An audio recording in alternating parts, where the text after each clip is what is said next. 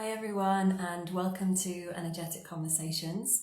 It's been quite a while since we've been on here, but we have some exciting news today, and we want to tell you all about our company and the story behind the company, and just kind of what drove us to make this decision. And if you have any questions as well, please feel free to ask. And I'm just waiting for Daniel to join us, so bear with us a second.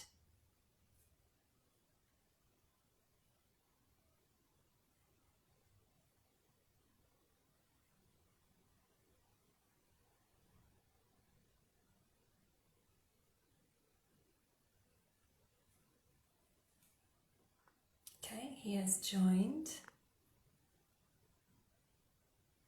Okay.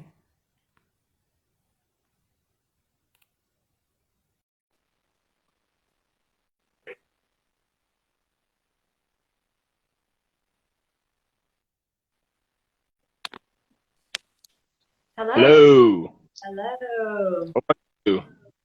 I'm okay, thanks. It's been quite a while since we've been on one of these, and I was like, oh my gosh, like I kind of forgot how lives are. So yeah, but I'm good. I'm good. How are you?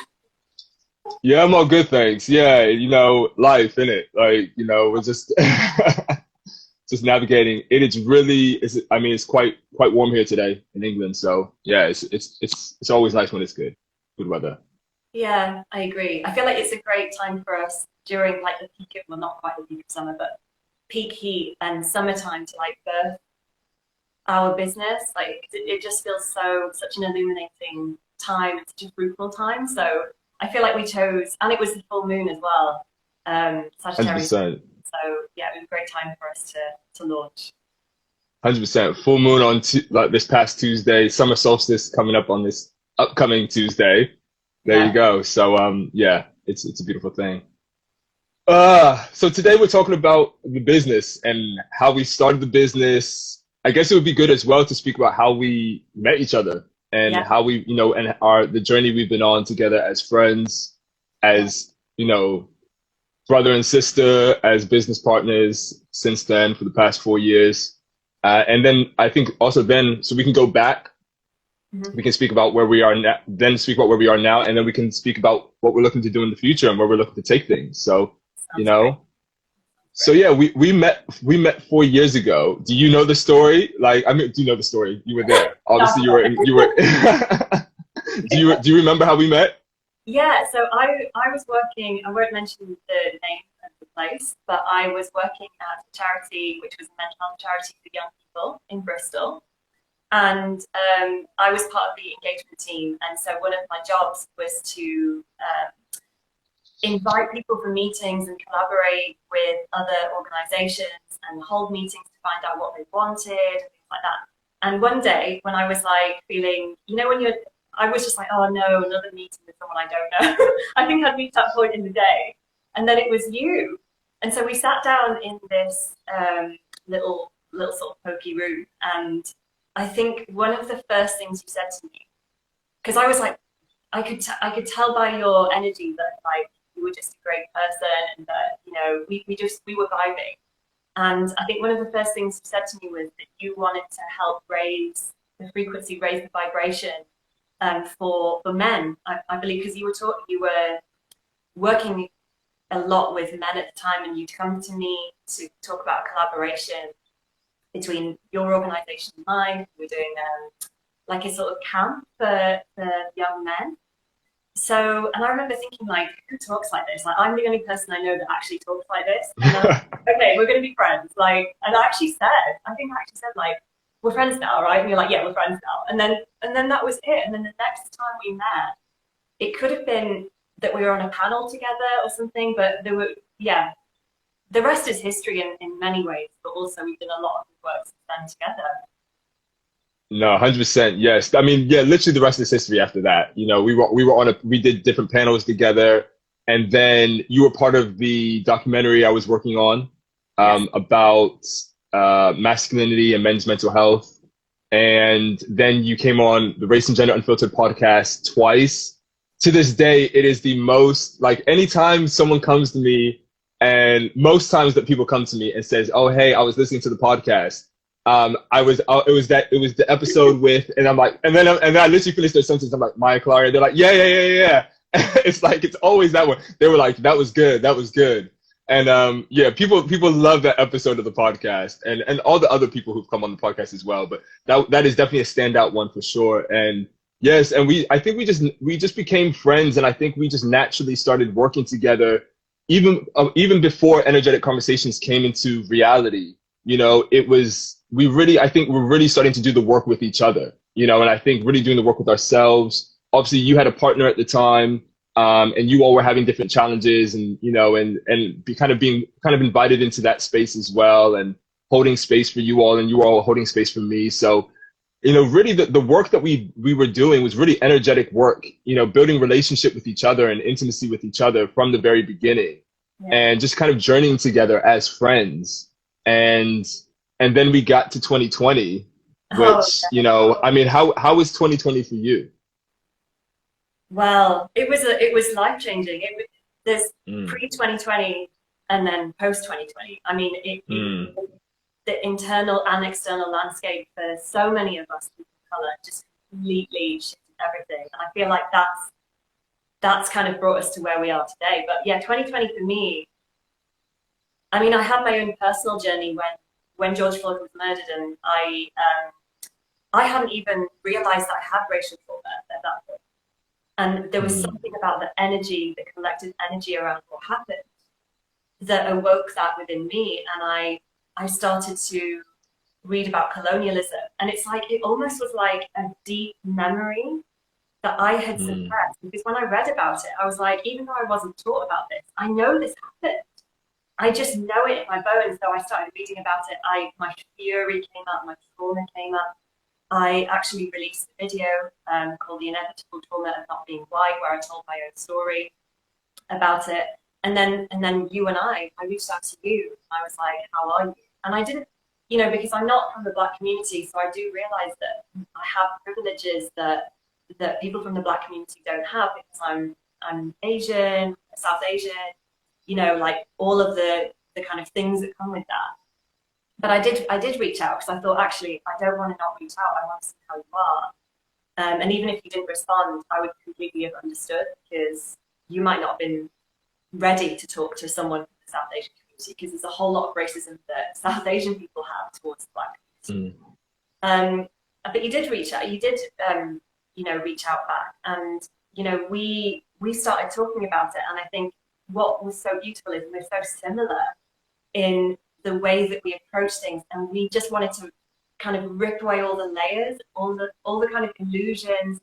We literally, you know, we went through a whole journey. We divested from whiteness that year. You know, I sent my video to all of my white friends, and if they couldn't handle the truth, that was it for me, because I was like, that the truth is who I am. This is my trauma. This is what I've been through. So it was just this whole. Why someone's calling me, I'm going to decline that. Yeah, so yeah, it was a whole thing. Then you and I did a podcast together. Very soon after that, you invited me to talk about decolonizing.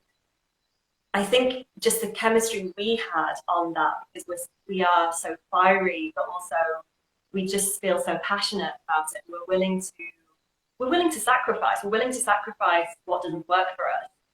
And I think that's why our podcast was so popular as well, because we were willing to tell the deepest truth we've been through. And the one that you mentioned a few minutes ago about one of the most popular ones was actually me talking about my interracial relationship. At the time, the guy I went out with is white, and we had incredible problems, you know, because of the racism and the sexism. And in that podcast, it was so raw. He was supposed to be on it, and then he had like a sort of white fragility meltdown, and we were like, let's just do it anyway. Let's just talk anyway. He gave his blessing, and I just shared my pain about not feeling supported and about the racism that I'd encountered with him, with his family, in society. And you enabled the space for me to be so vulnerable and protected in my truth as well.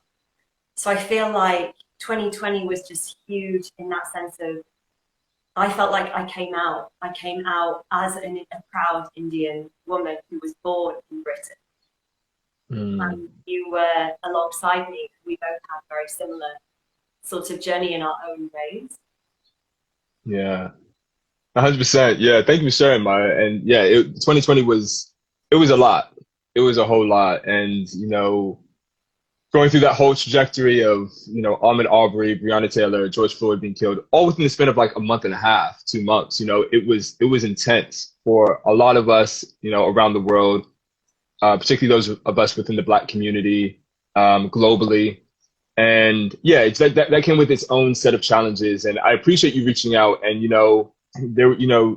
you and then our friend Josiane were two people in particular who reached out, who aren't from the Black community, who actually were two people who really I wanted to speak to and who I felt very supported by, during that time. And so when you reached out, I was like, yeah, I definitely wanted to speak. And you really did support me during that time. And I felt that there was a connectedness and a way that you were able to hear me that really supported me.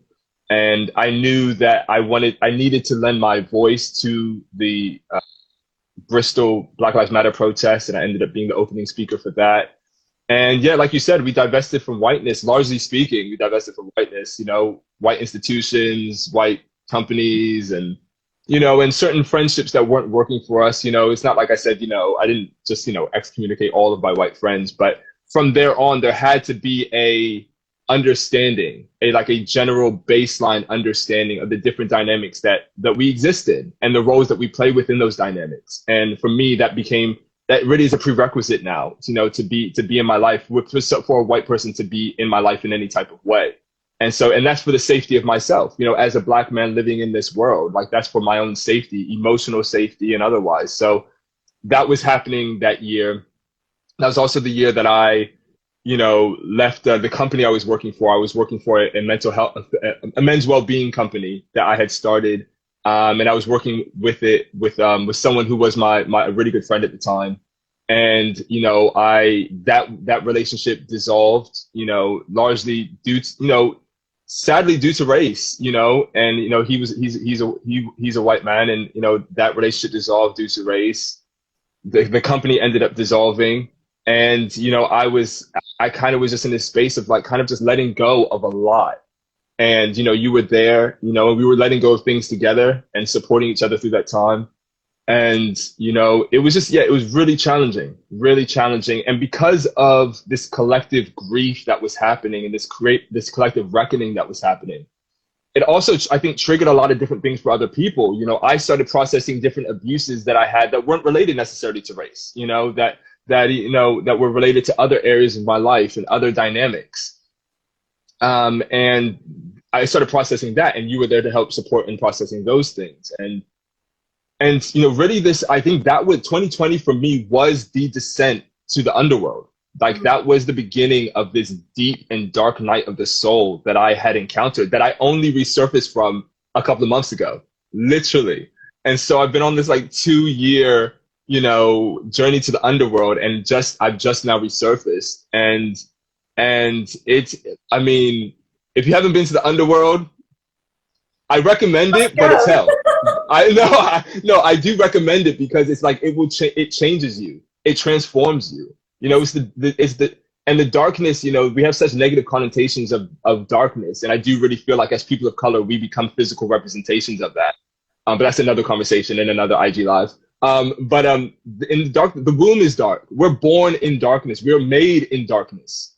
And so much of what, particularly, for you and I being brought up in certain religious doctrines, everything is light. It's light. And it's like, you don't get time in the darkness because it's seen as to be evil and all this stuff. But that's where we're born. That's where we're made. That's where we're transformed.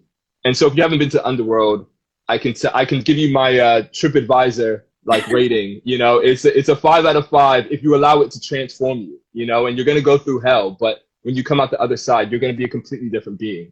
And so I give thanks to Spirit and the ancestors for guiding me, and to you and for all those who were supporting me during my descent, while I was there, and during my excavation. So yeah, and then that's what kind of led us to here. You know, we've kind of just been doing the really deep work for the past 2 years, and we worked practically with each other, doing podcasts and videos with each other, and then we decided.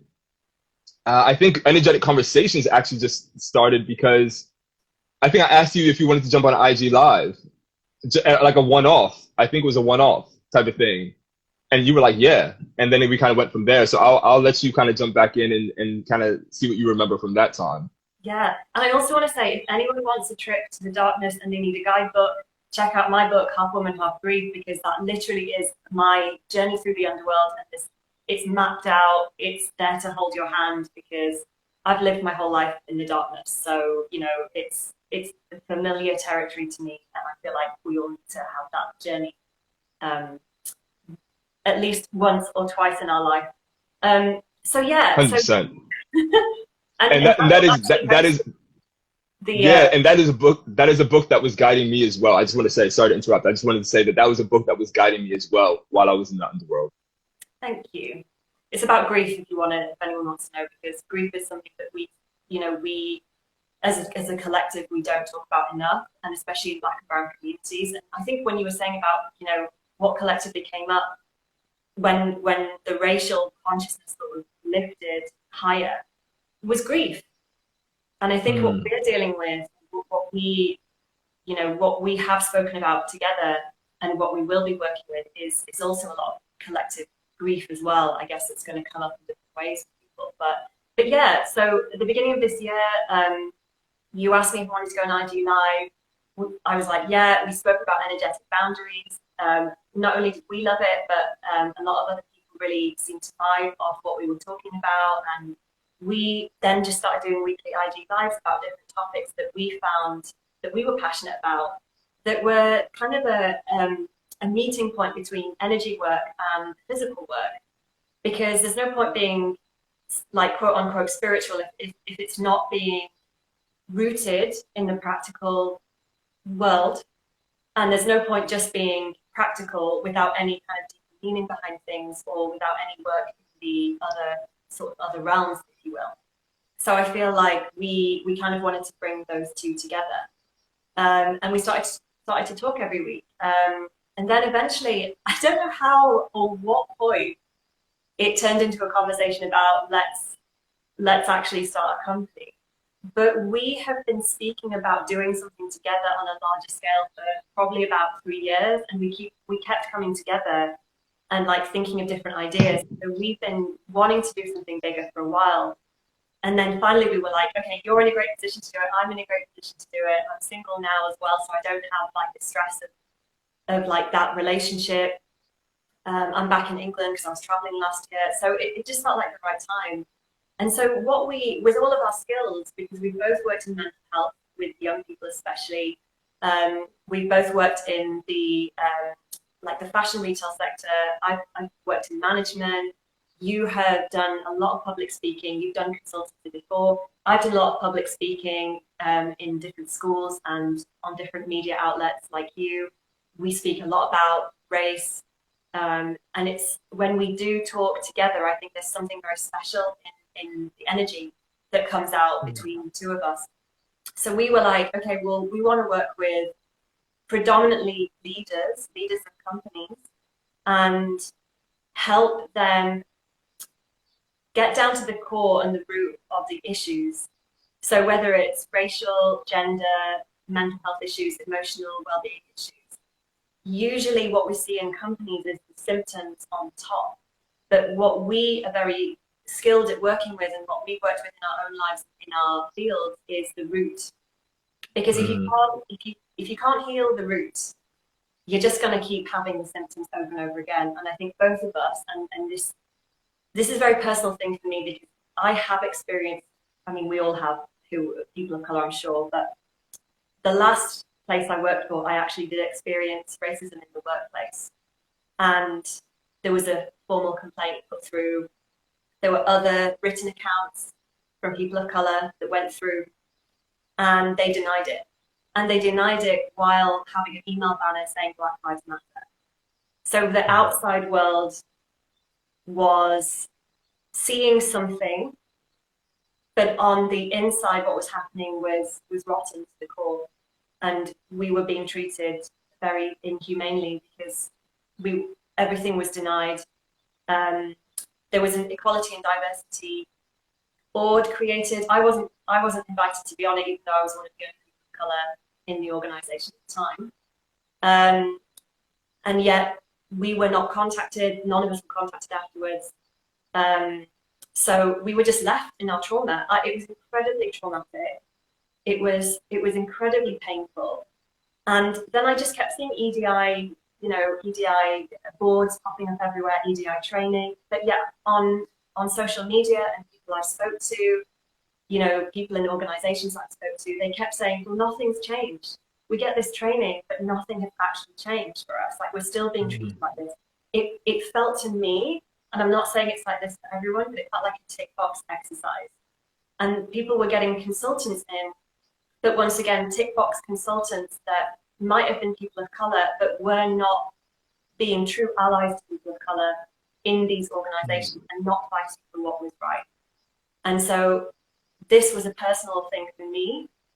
And I saw it happen in so many places.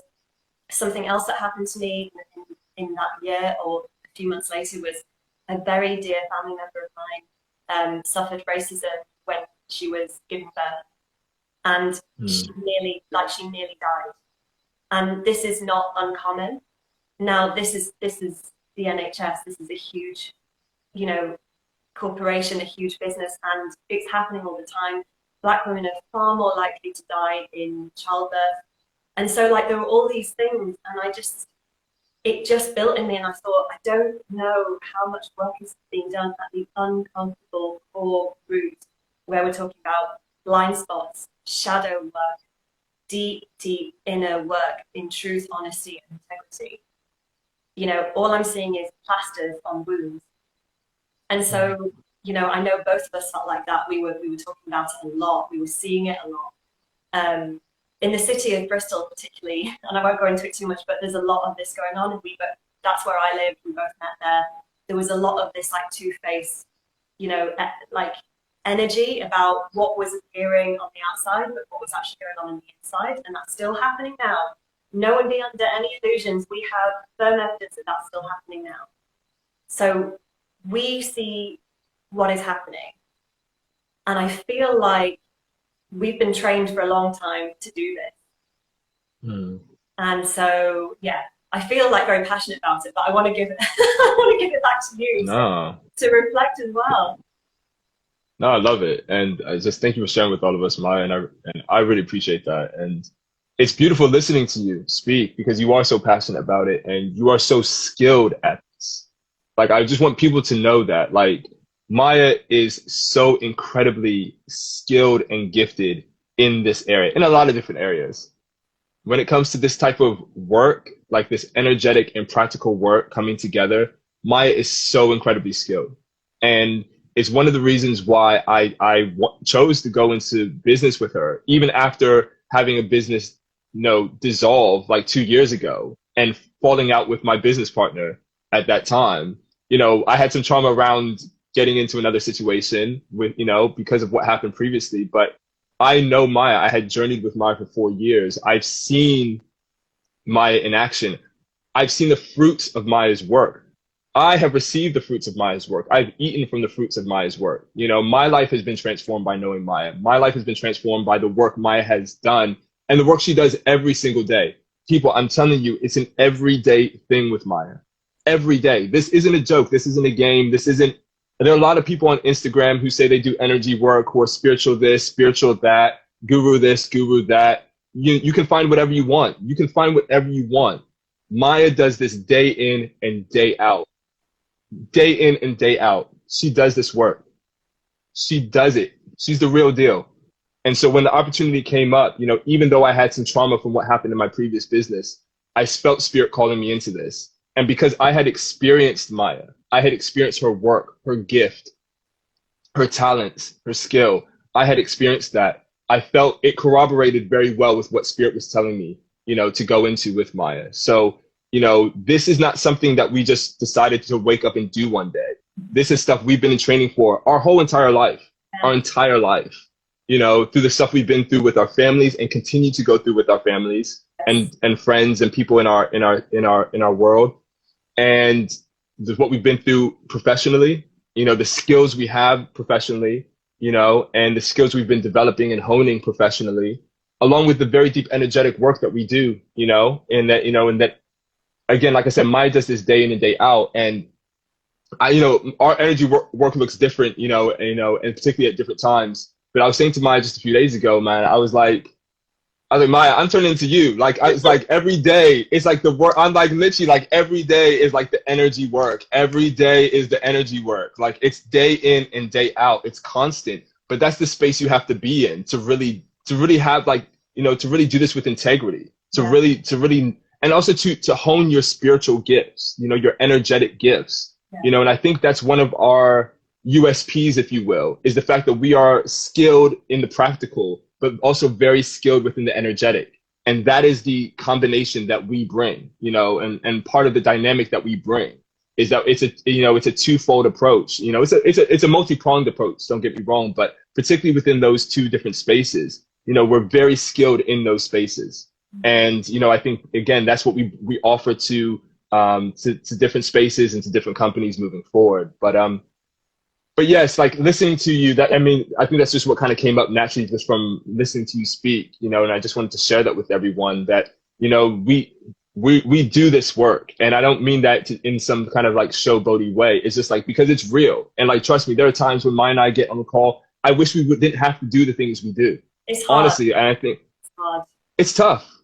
What spirit calls us into, what spirit calls us to do, the people I've had to let go of, the people Maya has had to let go of. Yep. And it's the energies that we've had to let go of more so than the people. It's the energies that are non-beneficial to the task that spirit has called us to, and that where we feel called to, the boundaries we've had to set with people, the things we've had to do in our own families to create safety for ourselves and for other people, what we have to do on a daily basis to stay, in integrity, to stay sane, to stay healthy, to stay happy and in pleasure and in joy and in peace, because that's also such a big part of the work that gets taken away from it. And I definitely see that within the DEI space now, that joy and pleasure and rest is just kind of zapped out of it, particularly from, different companies, and so to do that work day in and day out, I'm telling you, what you all see is just such a small part of the work that we do every single day.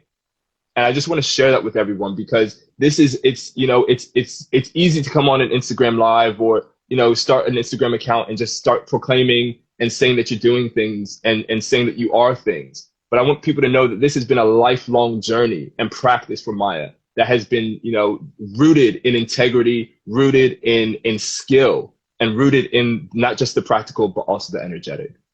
Thank you. Thank you so much.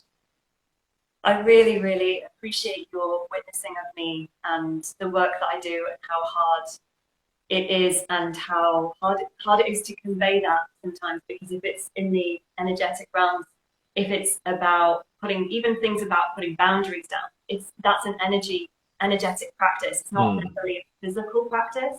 So we all kind of do it on different levels, but it's the level to how many people we've had to put boundaries down with. I mean, the level of people I don't talk to now that I was talking to just a few years ago, family, friends, like ex-colleagues, things like that. It's huge. Like, this takes a lot of work and sacrifice to be in integrity. And so I think that's what we want to bring forward when we work with companies, because this isn't some surface level tick box thing. This is about seeing in the dark.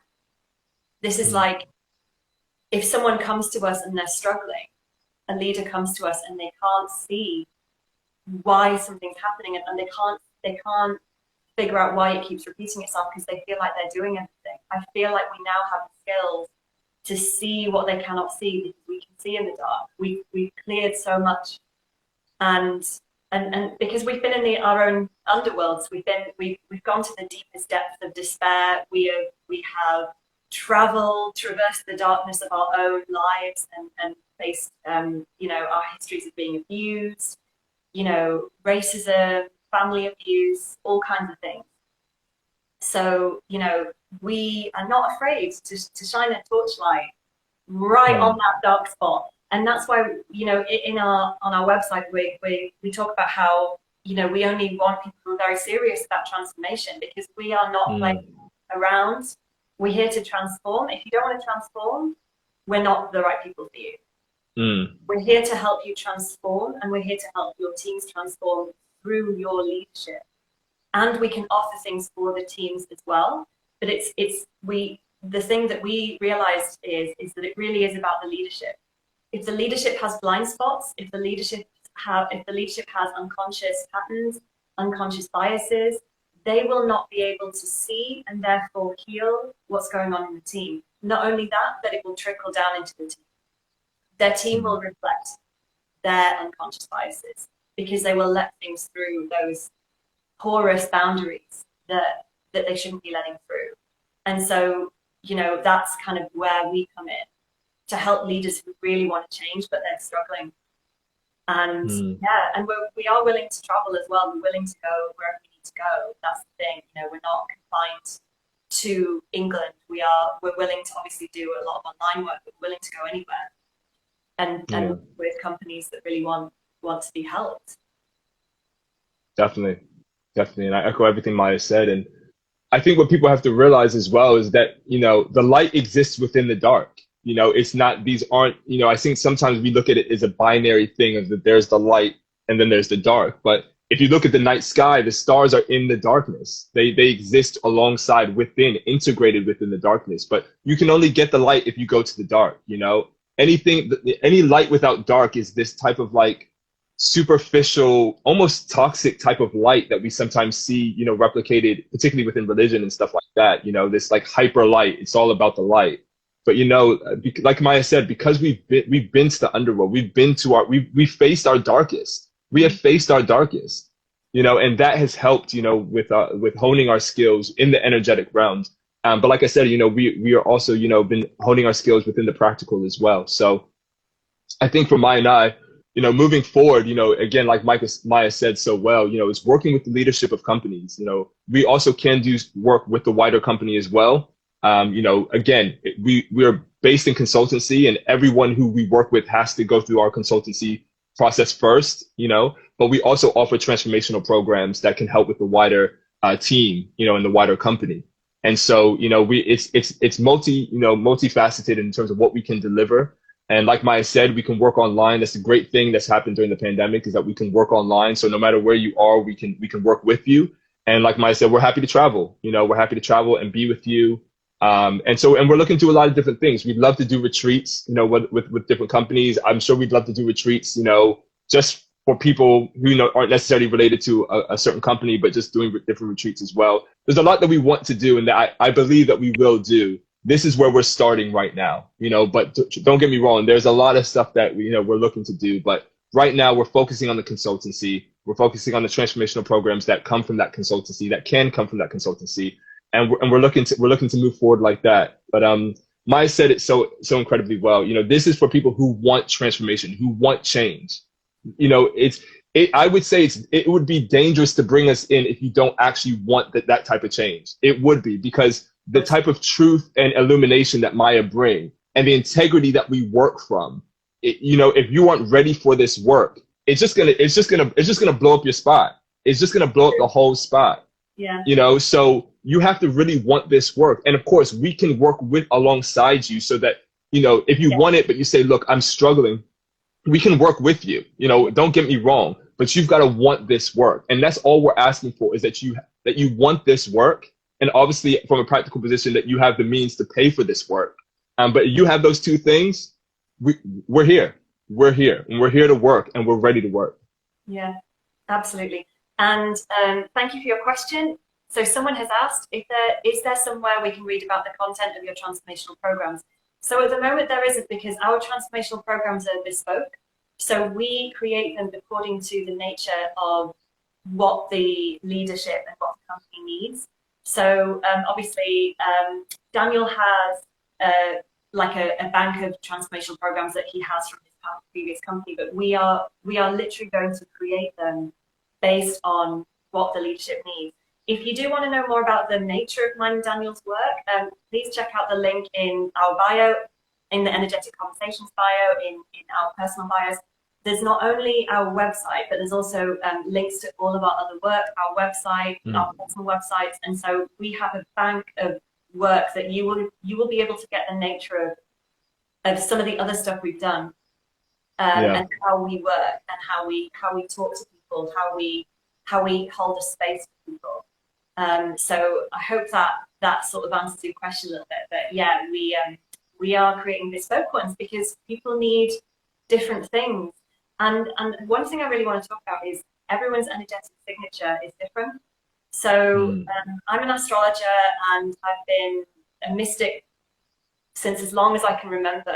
And one of the things I realized through working with energy is everyone leads in a different way because everyone's energetic signature is different. And so there's no one size fits all kind of program. It has to suit the leadership style of that particular individual to kind of complement their existing style, but also gently pull them into areas that they might need more wholeness in. They might need to fill out a bit more. So say, for example, if someone, it tends to be quite a blunt conversationalist, but they're very good at getting things done, I think then we would have to create a transformational program that honors their leadership style, but also like gently encourages them to round out their skills and hone out the way they communicate with people.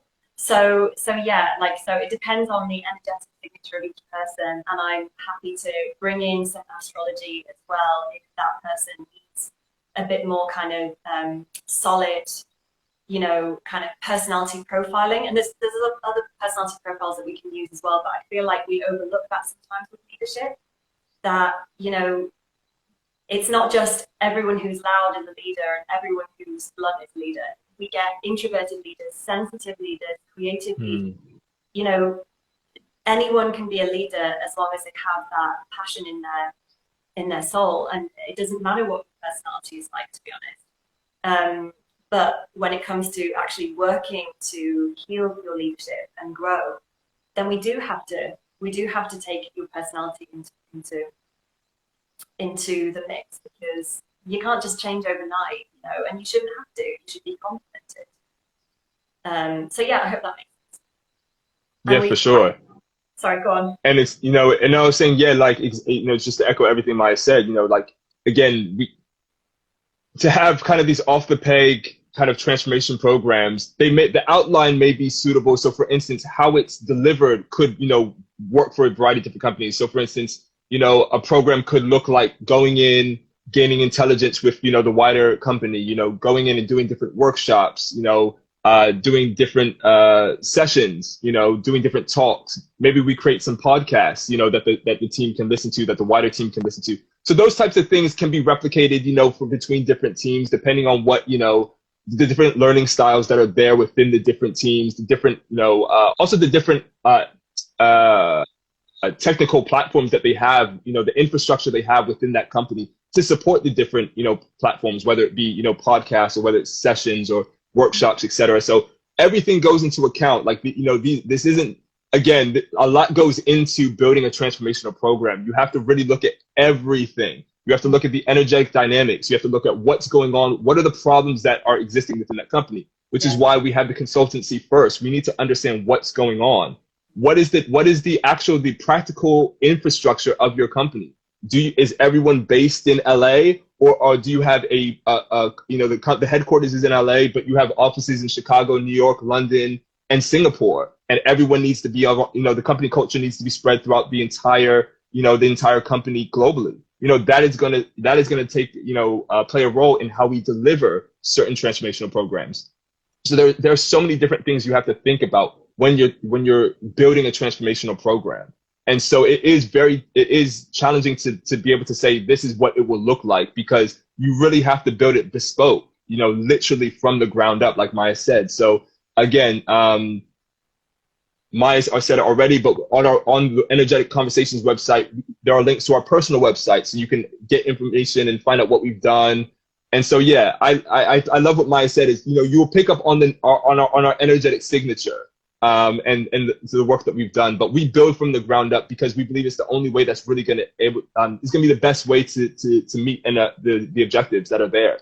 And so you would have to get in touch with us and go through the consultancy process and then allow us to build something from there. But we do offer, go ahead.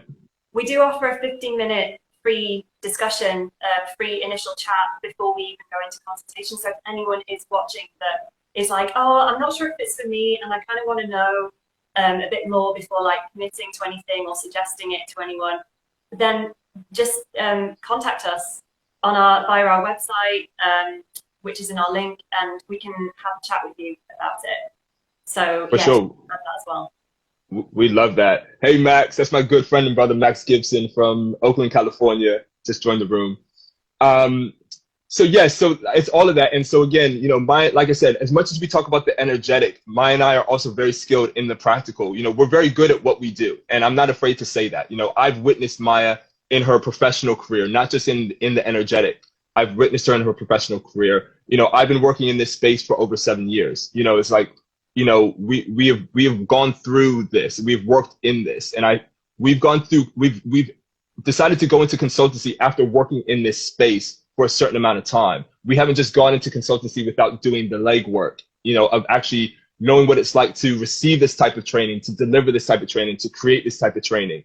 We've gone into consultancy, I think, at a very wise time, where we have those skills. We've gone through the peaks, the valleys, the positives, and the challenges of working in this space. And we've collated between us, that type of experience to be able to move into this consultancy with skill and also with integrity. You know what I'm saying? So I think that's and you'll hear us say that time and time again. We're always going to bring it back to integrity, because I want people to know there are a lot of people who are out of integrity in this space. There are. It is so easy to get caught up in the money that this space can offer. That when you work with companies and not wanting to share the truth, and not wanting to do this, even if you're a person of color, and Maya spoke to this already. Even if you're a person of color, allowing yourself to be used as a tick box exercise for companies. And again, you have to stay so rooted in integrity. It's so easy to come out of integrity. And that's not a criticism to anyone, because we all can come out of integrity sometimes, but it's about course correcting and coming back into it. So again, there's no one else that I would rather be doing this with than Maya. Honestly, like there's no one else that I could even think of doing this really than with Maya. And I'm so glad that Spirit has brought us together, because I'm so excited for the journey that's ahead. And I'm just so excited. It gives me a lot of life. Same. Me too. And I second everything you've said. And I realized someone asked a question a few minutes ago. Do you remember what it was? Yeah, they said, when is the energetic book coming out? They said it'll be fire. So thank you to, I'll bring it back up. That was Saul Baskin. Apologies if I've mispronounced that. But yeah, thank you. When is the book coming out? Funny enough, we have so many book titles in the arsenal. And Maya and I have a running joke of like a list of books that we want to write one day.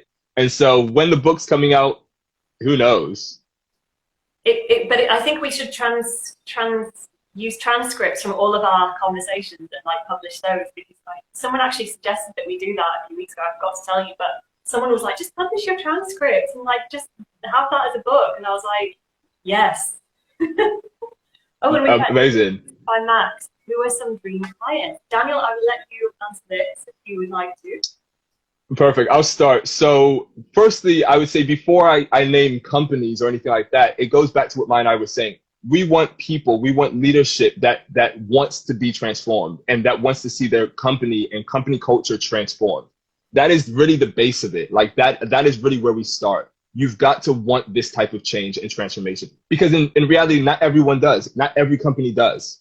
Not every company does. We want people who want that transformation. So that would be I would say that would be the prerequisite. And then from there, I would love to work in a variety of different industries. I really would. And so when I think about different companies that would be cool to work for, I look at companies like Netflix. I think that would be a great, interesting company to work for. I think Nike would be an interesting company to work for. I think going into spaces where I have a natural inclination and kind of interest in those spaces would be interesting. Burberry, Condé Nast, you know, just, I mean, all up through Condé Nast, whether it's, you know, Vogue, GQ, Architectural Digest, you know, the whole thing. You know, I think I think, you know, Maya and I would be really well suited for a company like that. Different tech companies, startups, you know, maybe companies who are like, you know, just starting out and want us to come in and help build the company culture with them, you know, and like from the ground up. I think that would be incredibly powerful, poignant, and great as well. So I would love for us to work with very big companies, mid-sized companies, startups, you know, the whole bit, you know. And so, but yeah, I think it's always great when you can work with companies who are in industries that you are interested in. I think that's always a great thing too. So working within fashion and entertainment and sport and tech and music, those different types of things, you know. Who knows? Bandcamp, what's up? So yeah, you know, yeah, like, you know, I think, yeah, so I hope that answers the question. How about you go, Maya? I second everything you've said, but I would also like to work for big health corporations, Mm, NHS, like everything, anything to do with the health industry, because people are literally losing their lives. People, mm, women are giving birth and not even surviving. So to yeah. me, that is like that is, if people are losing their lives when it's unnecessary and it's caused by people's racial biases that they're unwilling to look at and that they can't see even now, no, like that's definitely what I would add to that. And so yeah, but to be honest, I think we're both curious about so many different things. I think, you know, give us anything in a way. Like, I mean, to add to what you said, I'll just add anything that because I'm interested in helping any field as long as Mm, I do the transformation work. I think, yeah, obviously there's places like you know, like the interior design, you know, there's things that I have more of an interest in, but you know, as long as the people are willing to do the work, I think there's interest to be. I think I'd be interested in anything like that. And I noticed we also missed another question, which is about mental health qualifications. And I just wanted to say, because someone was asking, what's your mental health qualifications? So I'm a solution-focused hypnotherapist. I have a foundation certificate in counselling. I'm mental health first aid trained. I was a mental health practitioner for 3 years with young people. So I was actually running weekly hubs every week for young people to come and hang out, but they also escalated high risk mental health concerns. So I've talked young people out of suicide. I have walked them to A&E, you know, and during that time, I got a lot of training in-house with the charity. I've worked in domestic abuse. I've been on the phone to women who want to escape their home and their abusive partner. So yeah, I've got both qualifications and the experience that I feel lead me to just knowing what I'm talking about. I'm not someone who's like medically trained, but I'm someone who's experientially trained and I have certificates. So yeah, I hope definitely. that helps. I met Maya when she was working at a mental health charity for young people. That's where I met her. And so, and the company that I was working at before, the space I was working in since 2015, started was a men's mental health company. That's where, you know, I was working for, and then I was working with a charity alongside that as well, which is during the time I met Maya. So I've been working in the mental health space since 2015. I'm a certified coach to the Mo Coaching Foundation. I've done retreats with young people. I've done 2 or 3 retreats with young people, taking them out to the countryside, working with them.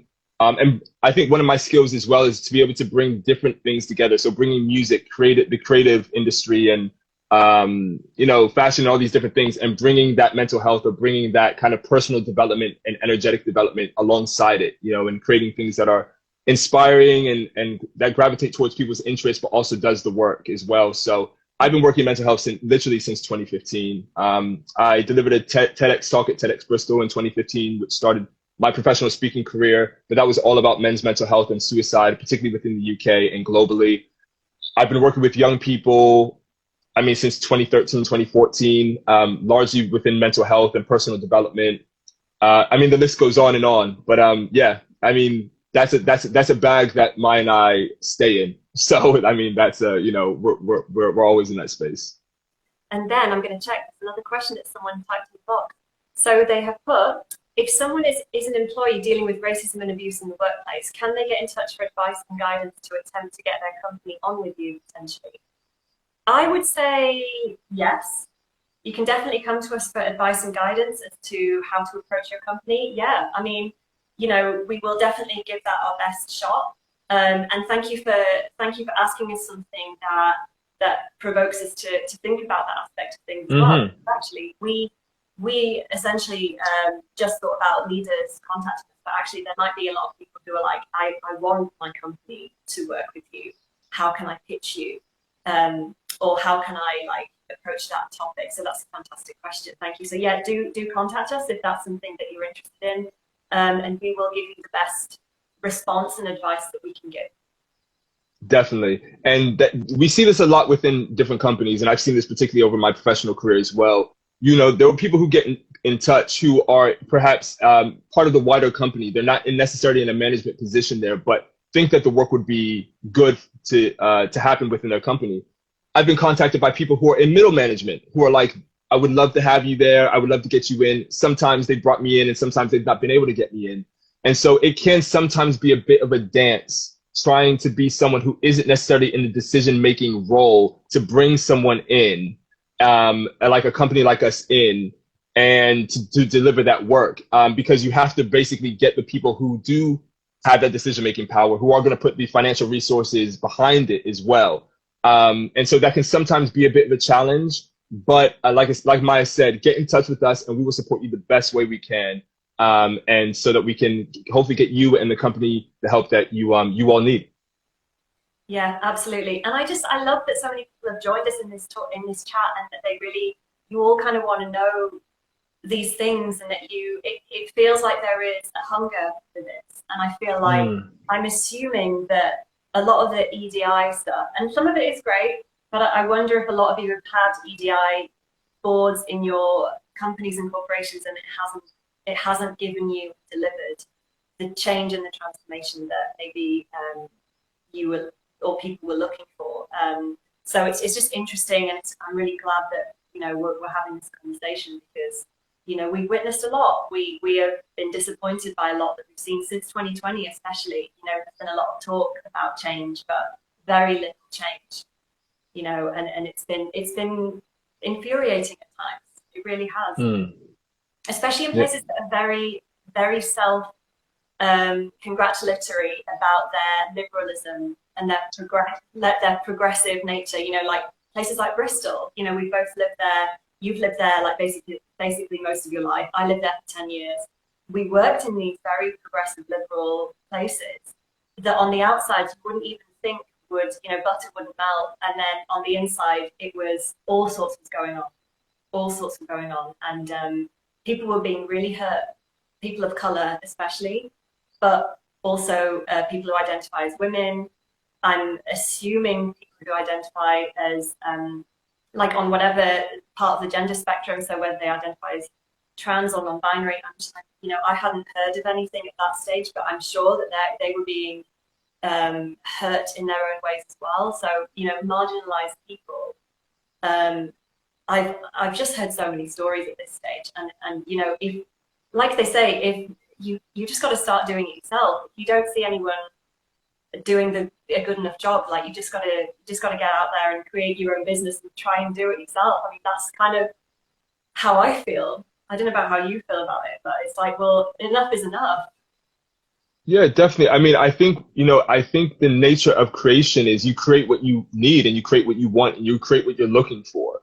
And I think this is what Maya and I were looking for. We created this for ourselves, and we created this because there was a real need that we saw. We saw this gap, and we felt like, I'm a really firm believer in, like, you're the one you've been looking for. And I think, when you look out across the landscape, sometimes we think, oh, someone should do this, someone should do that. And oftentimes it's like, cool, it's us, like, and I think that's the point of view Maya and I took. Is like, oh, it's going to be us. We're those people that we're looking for.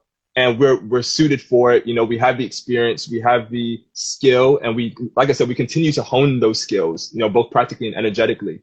And, I just think we're very well suited for this work. We created a company that would suit our skills, talents, and interests. So it's great because it's like, we know what we're good at. And so we created a company of like, okay, how can we do what we're good at? And that's what Energetic Conversations is. So that's why I can get up here and be like, yeah, we're the right people for the job, because we created a company that would position us like that. So you We enjoy know? it. I think the thing is, like, as weird as it might sound to other people, like, we love getting our hands, like, to kind of drill down into the mud, like, and get down to the root. Like, that investigatory process for me, like, just gives me life.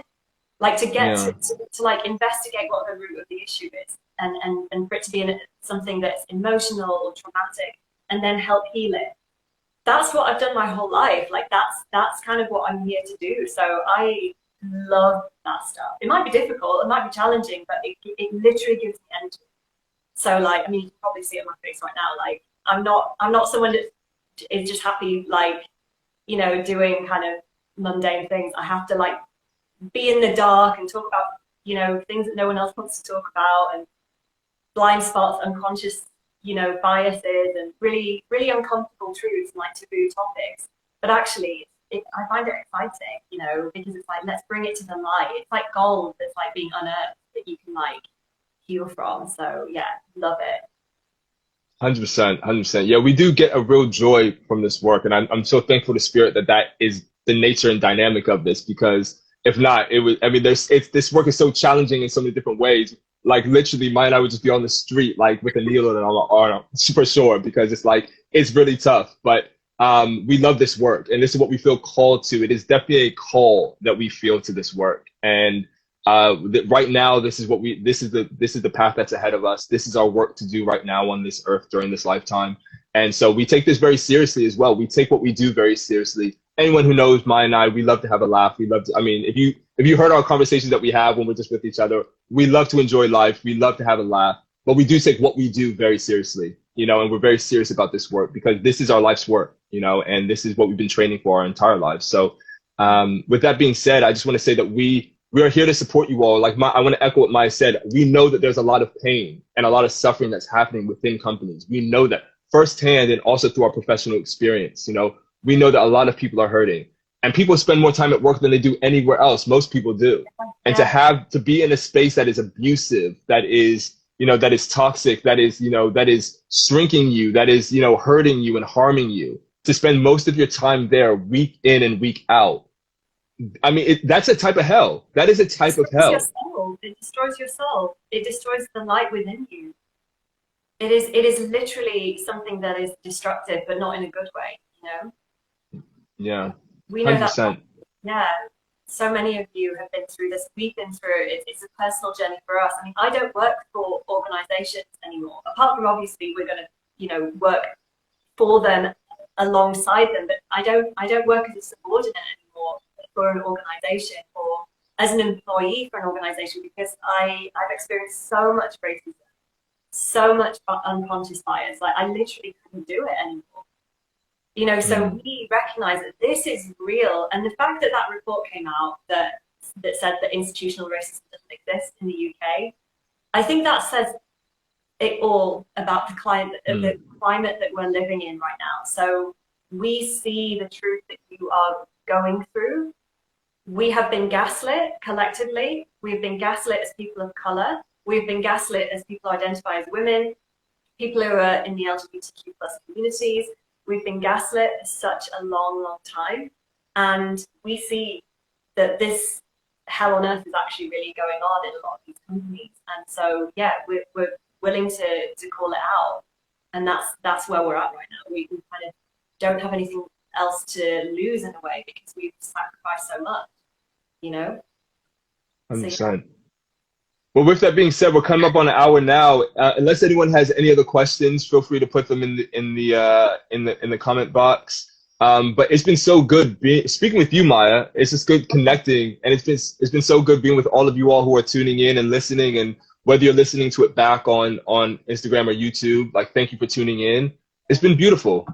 Yeah. And if this video also, feel free to send it to anyone that might be interested in, hiring us, or any, so feel free to, like, generate this around, Yeah. as and when needed, for people that you feel would receive it well. Because obviously some of the content and the nature of what we've said might just be for particular types of people. We will be creating more content that you can share around that might be more suitable depending on the nature of your organization. But yeah, for people that can receive this, feel free to share this around. I'm going to be posting it on energetic conversations after we finish. Yeah, and feel free to contact us if you want to know anything else. Yeah, you can, like Maya said, the website is in link in bio for energetic conversations in our personal bios and link trees. It's energetic-conversations.com. Check us out, get in touch. Word of mouth is still, I think, one of the most powerful ways to advertise and get out there. So like Maya said, please feel free to share the word. And thank you for spending so much time with us today. We really appreciate it. And we'll see you next time. See you next time, everyone. Bye. See you all. Take care.